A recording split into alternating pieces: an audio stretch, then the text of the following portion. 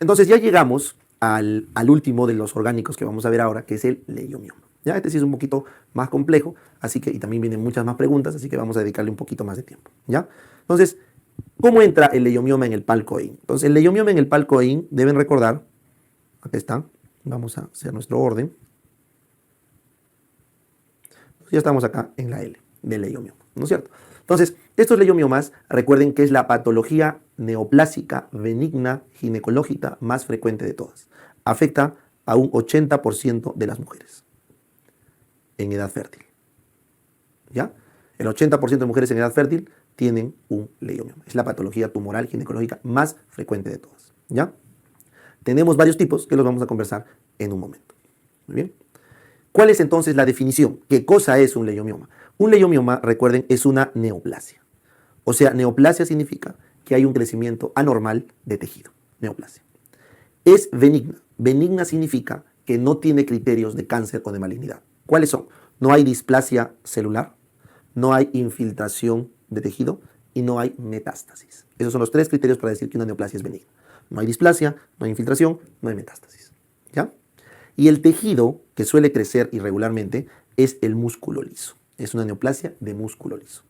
Esta neoplasia de músculo liso es estimulada por progesterona y también por estrógeno. O sea, es dependiente de ambas hormonas. Se ha visto que tiene un componente familiar asociado a problemas cromosomales. ¿Ya? ¿Tiene un patrón familiar marcado? Sí. Es un poco más frecuente en las mujeres de etnia afroamericana. Es un poquito más en las pacientes de etnia afroamericana. ¿Correcto? Este es un tumor que crece sin cápsula. Sin cápsula. O sea, no forma una cápsula alrededor. ¿Ya? No se enquista, no se capsula. Crece simplemente. Y, como ves el dibujo, la mayoría de leiomiomas reciben su irrigación de ramas de la arteria uterina. La arteria uterina termina irrigando a los leiomiomas. ¿Ya? A los leiomiomas. Muy bien. Ahora, ¿cuál es la clínica? Entonces, para hablar de la clínica de un leiomioma, primero tenemos que conocer los tipos de leiomioma. Los tipos. Entonces, clásica e históricamente, si nosotros recordamos la estructura histológica de un útero, entonces esto que están viendo acá más oscuro es el endometrio, esto que están viendo más rosadito es el miometrio y lo que está por afuera será el epimetrio, ¿correcto? O la serosa, simplemente, el epimetrio o la serosa. Muy bien, entonces los miomas que están tocando al endometrio se llaman los miomas submucosos. Submucosos. Los miomas que están enterrados en el miometrio se llaman los intramurales. Y los miomas que están en contacto con el epimetrio o con la serosa se llaman subserosos. ¿Ya? Esa es la clasificación clásica. De lejos, el número 1 en frecuencia es el intramural. ¿Correcto? Luego le sigue los submucosos y finalmente los subserosos en frecuencia. Sin embargo, el que más síntomas te genera es el submucoso, porque es el que da más hemorragia uterina anormal. Ese es su principal síntoma. O signo, ¿no? Entonces, el submucoso, su principal signo es la hemorragia uterina normal. Y como es una lesión orgánica, yo les dije, el patrón de sangrado de las causas orgánicas es la metrorragia. Es la metrorragia. Ahí lo tienen, metrorragia. Muy bien, listo. Ahora, los miomas intramurales y los subserosos, mientras van creciendo, como están enterrados en el miometrio, los intramurales, y porque están hacia afuera, hacia la serosa, los subserosos, los al inicio suelen ser asintomáticos. Entonces, como ustedes se darán cuenta, la clínica de los subserosos y los intramurales al inicio es asintomática. Por eso acá está intramural y subseroso, al inicio son asintomáticos. Pero obviamente, a medida que van creciendo, aparece su clínica. Entonces, cuando el intramural crece mucho, aparece la hemorragia uterina normal. El intramural también puede sangrar, pero su sangrado es de otro patrón. Es del patrón hipermenorreico o menorrágico. O sea, lo que se conoce como hemorragia uterina normal masiva. Lo que les dije, masiva. ¿Ya? Luego, a medida que va creciendo, se palpan masas irregulares. O sea, el útero está todo irregular, con unas pelotas duras. Eso se palpa en los miomas intramurales grandes. Y si sigue creciendo, puede deformar la cavidad uterina. Y si deforma la cavidad uterina, puede generar infertilidad, cuando deforma la cavidad uterina. ¿Ya? Muy bien. El mioma submucoso, cuando crece de tamaño, o en general con cualquier tamaño, porque eso no se ha visto que está relacionado, te puede dar infertilidad. Entonces, después del sangrado, el segundo de los signos más importantes del submucoso es la infertilidad. Finalmente, el subseroso, cuando va aumentando de tamaño, lo que tiene es dolor. el principal signo del subseroso es el dolor. ¿Pero dolor de qué? Dolor pélvico, porque comprime las vísceras. Puede comprimir la vejiga, puede comprimir al recto, entonces da un dolor visceral tipo pesadez. Y en algunos casos se puede torsionar. Hay una torsión y hace un abdomen agudo por torsión. ¿Ya? Esa es la clínica resumida de los miomas. A mí me gusta siempre repasar, cuando estamos hablando de miomas, estos dibujos que ven acá, que son las arterias. ¿Ya? Entonces ustedes saben, la arteria uterina, que viene por acá, la arteria uterina, va a dar unas ramitas que están pegadas al epimetrio, que son las ramas arqueadas. Esas ramas arqueadas mandan estas radiales, están rectas radiales, y estas radiales en el endometrio se vuelven arteriolas rectas y luego espirales. Entonces, ¿por qué les explico esto? Porque te das cuenta que las radiales son importantes porque cuando hay la regla, la menstruación, el miometrio se contrae y estruja estas radiales para controlar el sangrado. Entonces nota que cuando un mioma intramural, este que estoy señalando acá, se agranda mucho, entonces esta radial ya no puede comprimirse bien. Entonces cuando un mioma intramural crece mucho, lo voy a dibujar acá, crece mucho, entonces ya empieza a deformar a la arteria radial. Y cuando deforma la arteria radial, esta no puede contraerse y eso es lo que genera la hemorragia uterina normal del tipo masiva. En cambio, el submucoso, como siempre está acá en las arteriolas rectas y espirales finales, siempre va a generar sangrado desde el inicio abundante y con coágulos. El sangrado del submucoso es abundante y con coágulos. En cambio, el subseroso, como está acá afuera, lejos de las arqueadas, entonces no va a dar sangrado en ningún momento, simplemente da dolor. ¿Ya? Eso deben tener en cuenta. Muy bien. Entonces, esa es la clínica general de los leiomiomas. Sin embargo, la FIGO, vénganse acá, la FIGO tiene una clasificación especial para los leiomiomas que es mucho más específica. ¿Ya? Entonces, la FIGO dice, si el mioma, como ves acá, está colgando dentro de la cavidad, ese es el tipo 0. El tipo 0 es el intracavitario, porque está colgando dentro de cavidad. ¿Ya? Luego, si el mioma, o sea, es el submucoso, tipo 0 o intracavitario. Si está tocando con la mucosa, pero menos de la mitad del mioma está metido en el miometrio, se llama submucoso tipo 1. Menos del 50% está metido en el miometrio. En cambio, el tipo 2 es porque toca la submucosa, toca la mucosa, el endometrio es un submucoso, pero más de la mitad del tumor está metido. Entonces, cuando más del 50% del tumor está metido en el miometrio, es el submucoso tipo 2. ¿Ya? Muy bien. Ahora, cuando el mioma está totalmente enterrado en el miometrio, es el tipo 4, el intramural. ¿Ya? Cuando el mioma contacta con la serosa, como ves acá el 5, pero más de la mitad, correcto, está dentro del miometrio, cuando más de la mitad está dentro del miometrio, es el subseroso tipo 5, ¿ya? El mioma tipo 5. Cuando ves acá, contacta con la serosa y más de la mitad ya está fuera del miometrio, o sea, tiene menos del 50% dentro del miometrio, es el tipo 6. Cuando está colgando, pero hacia afuera, hacia la cavidad pélvica, cuando peduncula hacia afuera, es el tipo 7, el extrauterino, ¿correcto? O el pedunculado externo. Vamos a ponerle el pedunculado, pero hacia el exterior, ¿ya? Entonces, ese es el tipo 7. Y finalmente, cuando el mioma está fuera de la irrigación de la arteria uterina, cuando no lo irriga la arteria uterina, sino lo irriga otra arteria porque está en otro lado, se conoce como el mioma parásito. Porque no es rama de la uterina su arteria principal que le irriga. Es el mioma parásito. ¿Ya? Entonces, claramente ustedes han visto que los miomas submucosos se clasifican en submucoso 0, 1, 2. ¿Listo? Ahí está. Y el resto, los que no son submucosos, el resto se llaman other, O4, O5, O6, O7 y el O8. Los other. Y profe, ¿se salteó uno? Sí. El 3 está en el limbo. O sea, es submucoso y a la vez es intramural. Porque el número 3, como ves, es el que se conoce como mioma de contacto. Es el mioma de contacto.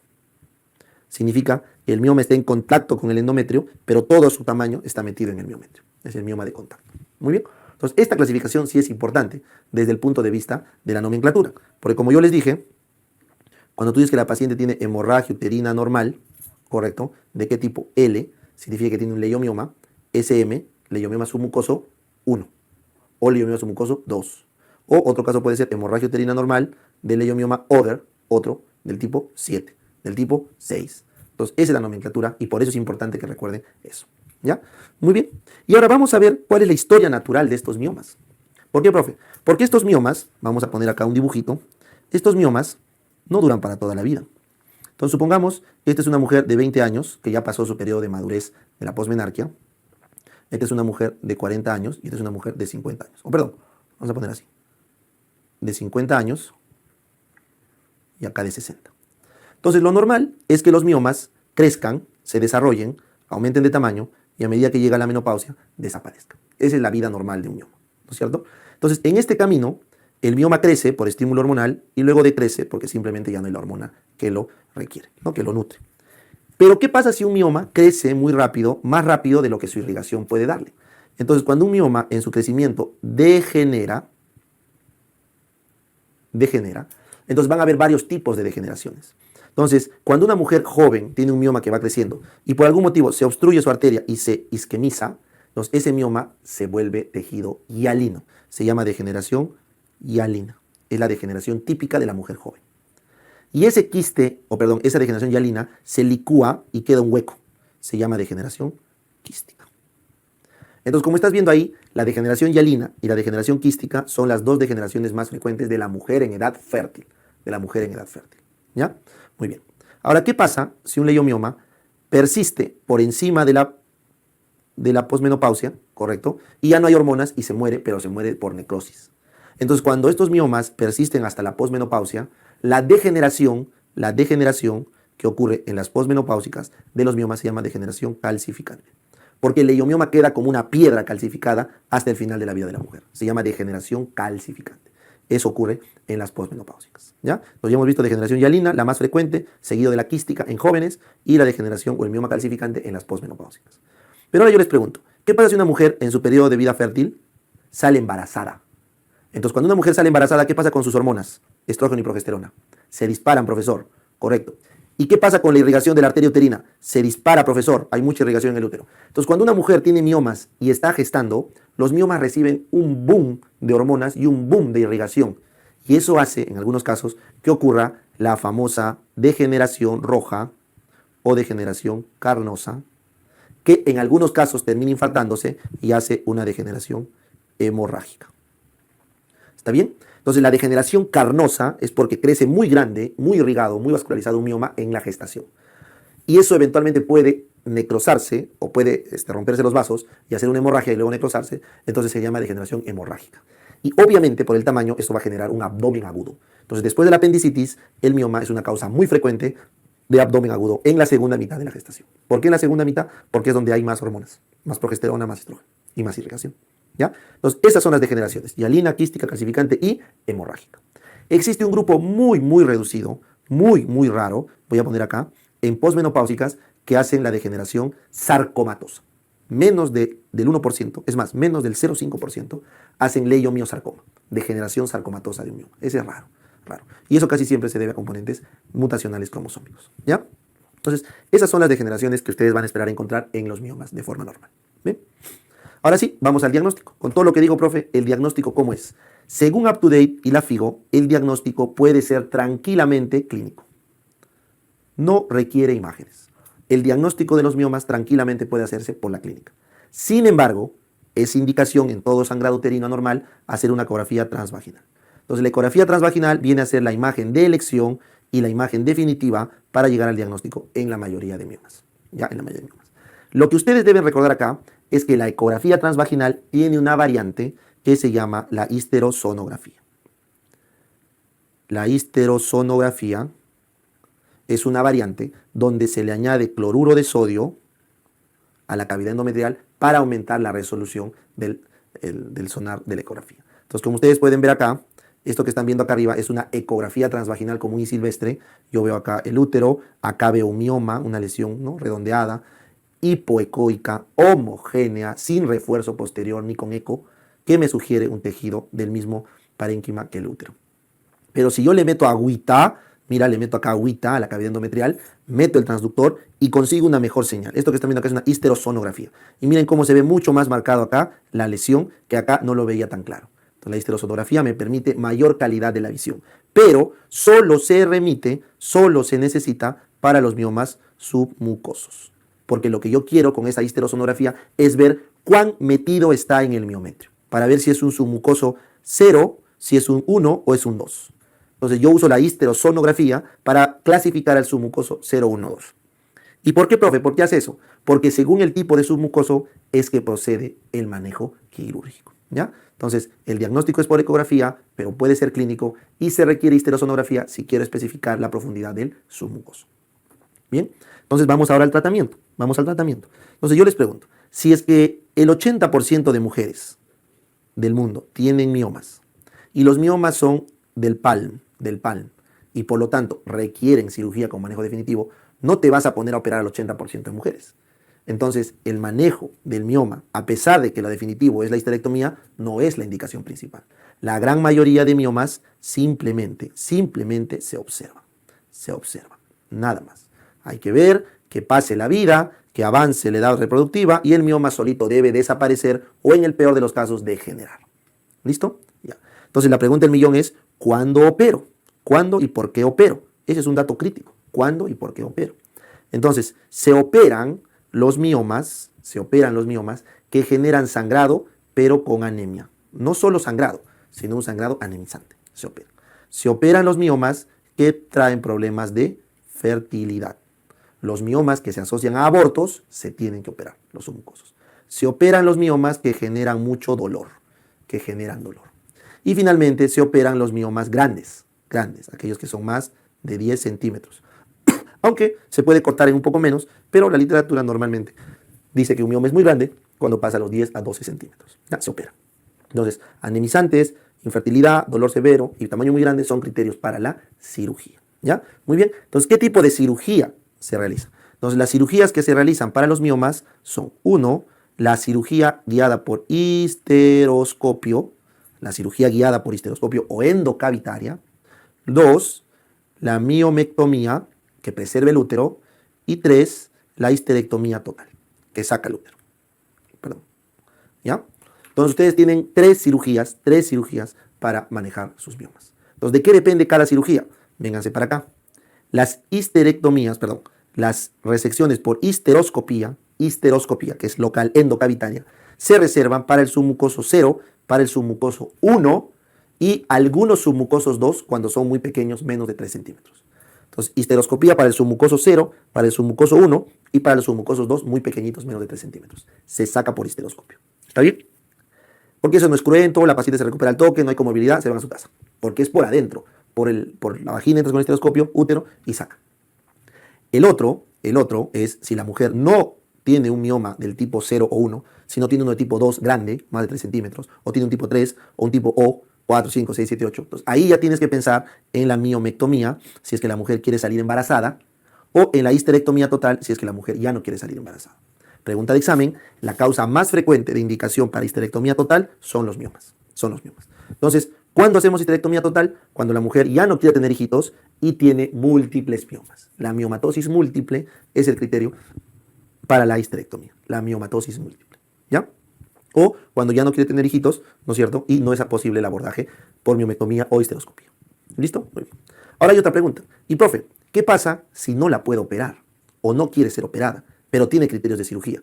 ¿Existe algún manejo médico del mioma? Sí, existe un manejo médico. Entonces, el manejo médico del mioma es con análogos o antagonistas de la GnRH y o con embolizaciones arteriales. ¿Correcto? Entonces, la goserelina, el leoprolide son análogos de la GnRH que se pueden dar en dosis constantes para silenciar el eje. Eso se llama castración química. Te doy GnRH no en pulsos, como vimos en fisio, sino te lo doy en dosis continua y eso hace que te apague el eje. Caen tus hormonas, tu progesterona y tu estrógeno y eso hace que se achique tu mioma y la clínica mejora. ¿Ya? Y el otro es la embolización. Yo entro por la arteria y te meto alcohol puro o alguna sustancia que te embolice esta arteria. Entonces, si te embolizo la arteria del mioma, te embolizo esta arteria, ¿qué va a pasar con todo el mioma? Se va a necrosar. Entonces, la embolización vía catéter es otra forma de manejar sin llegar a la cirugía. ¿Correcto? Ese es el abordaje.